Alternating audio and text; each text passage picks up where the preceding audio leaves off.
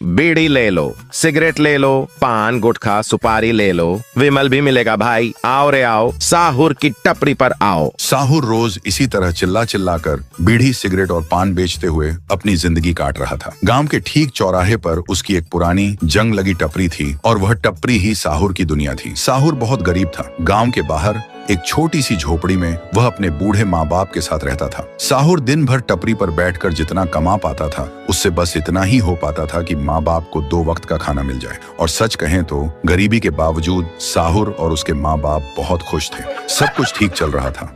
लेकिन फिर गांव में एक नई हवा आई। मुस्कान सालों बाद शहर से अपने नाना नानी से मिलने गांव आई थी। मुस्कान बेहद खूबसूरत थी।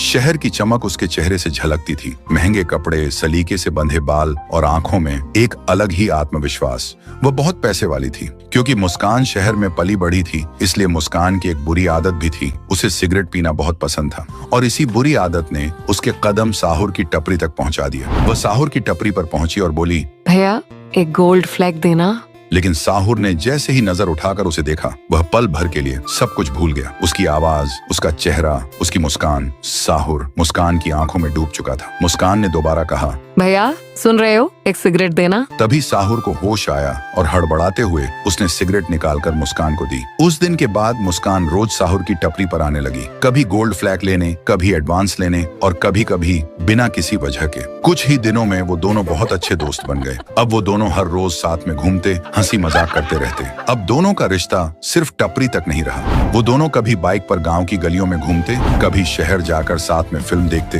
तो कभी ढाबे पर बैठकर चाय के साथ देर रात तक बातें करते। साहुर के लिए ये सब किसी सपने से कम नहीं था। जिस लड़के ने कभी गांव से बाहर कुछ नहीं देखा था, आज वह एक शहर की लड़की के साथ जिंदगी के नए रंग देख रहा था। फिर एक दिन मुस्कान ने मुस्कुराते हुए कहा, साहुर, क्या तुम कल शाम मेरे घर चाय पीने आओगे?